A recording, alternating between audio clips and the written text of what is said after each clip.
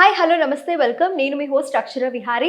ఈరోజు మనతో పాటు స్టూడియోలో financial growth expert and mutual fund advisor wealthy Chakradhar గారు ఉన్నారు. సార్తో మాట్లాడదాం. Hello sir. హలో అండి. ఎలా ఉన్నారు? బాగున్నాను మేడం. సార్, ఇప్పుడు కొత్త బడ్జెట్ వచ్చింది కాబట్టి పిఎంఎస్లో మనం ఇన్వెస్ట్ చేయొచ్చు అంటారా? పిఎంఎస్ మంచి ఆప్షన్గా ఇప్పుడు తేలిందండి.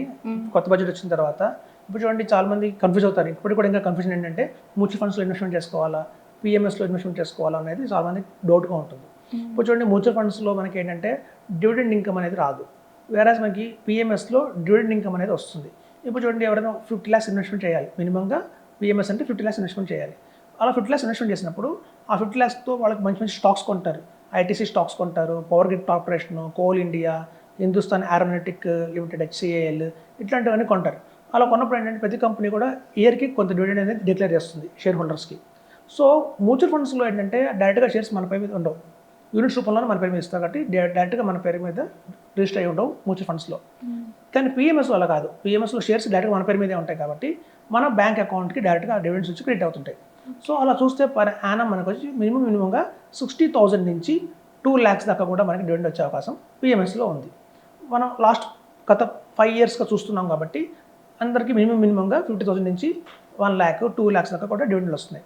సో ఆ డివిడెండ్ అంతా కూడా మనం కనుక ఒక హౌస్ వైఫ్ పేరుతో కనుక పిఎంఎస్ తీసుకుంటే దానికి అలాగ ఇన్కమ్ ఉంటుంది కాబట్టి, అదర్ ఇన్కమ్ ఉంటుంది కాబట్టి ట్యాక్స్ ఫ్రీ అది. Dividends R tax free.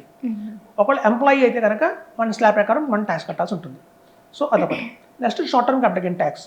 So ఇందులో ఏంటంటేనండి, వాళ్ళు చార్జ్ చేస్తారు. ఎక్కడైనా ఫండ్ మేనేజర్ ఉన్న అవుట్ ఆఫ్ 30 స్టాక్స్లో ఏదైనా 2 stocks బాగుండకపోతే వాటిని మారుస్తారు, రీప్లేస్ చేస్తారు. అప్పుడు ఏమవుతుందంటే కొన్నిసార్లు షార్ట్ టర్మ్ క్యాపిటల్ ట్యాక్స్ కానీ long term capital gain tax కానీ వస్తుంది. సో ఒక ఫైనాన్షియల్ ఇయర్ తర్వాత మనం రిపోర్ట్ ఇస్తాం ఒక ఇన్వెస్టర్కి ఎంత షార్ట్ టర్మ్ వచ్చిందని. సో ఆ షార్ట్ టర్మ్లో మనం 20% కట్టాలి. ఫర్ ఎగ్జాంపుల్ 2 lakhs ప్రాఫిట్ వచ్చింది అనుకోండి, 20% ట్యాక్స్ కట్టాలి. అంటే 40,000 రూపీస్ ట్యాక్స్ కట్టాలి. రిమైనింగ్ 1,60,000 అండ్ ప్రాఫిటే. At the same time long టర్మ్లో ఏంటంటే కొత్తగా వచ్చిన బడ్జెట్లో అప్ టు 1,25,000 రూపీస్ దాకా ఎగ్జంప్షన్ ఇచ్చారు. అంటే మన ప్రాఫిట్ కనుక 1,20,000 ఉంటే మనం ట్యాక్స్ కట్టక్కర్లా. So suppose long term capital gain ట్యాక్స్లో కనుక మనకి 2 lakhs వచ్చింది అనుకోండి ప్రాఫిట్, ఆ 2 lakhsలో 1,25,000 ఎగ్జంప్షన్ ఉంది. ఆ రిమైనింగ్ 75,000 మీదే మనం 12.5% ట్యాక్స్ కడతాం. దగ్గర 8,000 రూపీస్ ఎంతో వస్తుంది. సో ఎవ్రీ ఇయర్ ట్యాక్స్ ఆ ఇయర్కి అయిపోతుంది పిఎంఎస్లో. కానీ మ్యూచువల్ ఫండ్స్ అలా కాదు. మ్యూచువల్ ఫండ్స్లో ఏంటంటే మనం ఎప్పుడే ట్యాక్స్ కడతామంటే ఫైనల్గా ఎప్పుడైతే అమ్ముకుంటామో, ఒక 10 years తర్వాత ఎప్పుడైతే సేల్ చేస్తామో అప్పుడే మనం భారీగా ట్యాక్స్ కట్టాల్సి వస్తుంది. ఇప్పుడు చూడండి, ఇక్కడ ఇయర్ మనకి ఎగ్జంప్షన్ వచ్చింది 1.25 lakh. కానీ మ్యూచువల్ ఫండ్స్ అలా రాదు. మనం పెట్టాం 10 lakhs, అది గ్రో అయ్యి 40 lakhs అయింది అనుకోండి. ఆ 40 lakhsలో మనకు వచ్చిన ప్రాఫిట్ 30 lakhs మీద ఆ రోజు ఓన్లీ 1.5 lakh ఎగ్జంప్షన్ ఇస్తారు. ఈ మనం తీసుకోవట్లేదు కదని చెప్పి ఇది క్యారీ ఫార్వర్డ్ కాదు కాబట్టి భారీగా ట్యాక్స్ కట్టాల్సి వస్తుంది మ్యూచువల్ ఫండ్స్లో. సో కాబట్టి మనం చెప్తున్నాం మొదటి నుంచి కూడా, మ్యూచువల్ ఫండ్స్ అంటే 100 of stocks ఉంటాయి. అందరూ తెలుసు, ఇప్పుడు ఐటీ పెద్దగా కొంచెం రెసిషన్ నడుస్తుంది, ఐటీ స్టాక్స్ పెద్దగా పెరగట్లేదు. ఫార్మా ఎప్పుడూ నెగిటివ్లోనే ఉంటుంది. ఆటో ఇండస్ట్రీ కూడా అలాగే ఉంది. ఇప్పుడు చూడండి, రెసిషన్ అనేది వచ్చిన తర్వాత ఆటోస్ తగ్గిపోతాయి.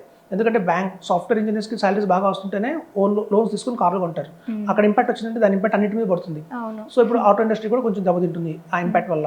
సో మనకి ఏంటంటేనండి, ఈ మ్యూచువల్ ఫండ్స్లో ప్రతి కంపెనీలో ఇన్వెస్ట్ చేస్తారు.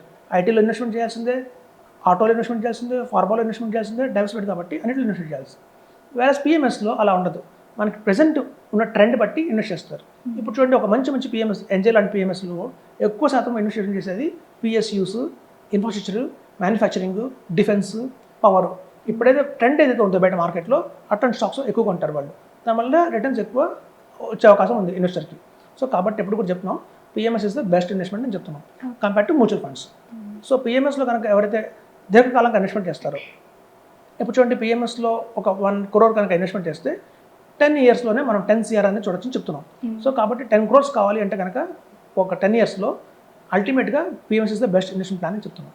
సో కాబట్టి దిస్ ద మీకు ఆఫ్టర్ బడ్జెట్ చూసుకున్నా కూడా పిఎంఎస్ఏ బెస్ట్గా ఉంది. అందరూ నమస్కారం అండి. నా వెల్తి చక్రధర్ ఛానల్ని సబ్స్క్రైబ్ చేసిన ప్రతి ఒక్కరు థ్యాంక్స్ చెప్పుకుంటున్నాను. అలాగే నా వెల్తి చక్ర ఛానల్లో మనం స్టాక్స్ గురించి, మ్యూచువల్ ఫండ్స్ గురించి, రియల్ ఎస్టేట్ గురించి, హెల్త్ ఇన్సూరెన్స్ గురించి ప్రతి ఒక్కరికి ఉపయోగపడే సబ్జెక్ట్స్ని మనం తీసుకొస్తున్నాం కాబట్టి అది మీకు, మీ ఫ్రెండ్స్కి, మీ రిలేటివ్స్కి ఎంతో ఉపయోగపడుతుంది. కాబట్టి లైక్ చేయండి, సబ్స్క్రైబ్ చేయండి, షేర్ చేయండి. మీకు ఏమైనా సందేహాలు ఉంటే ఈ కింద ఉన్న స్క్రోల్ నెంబర్లో కాల్ చేసి నన్ను కాంటాక్ట్ అవ్వచ్చు. Thank you.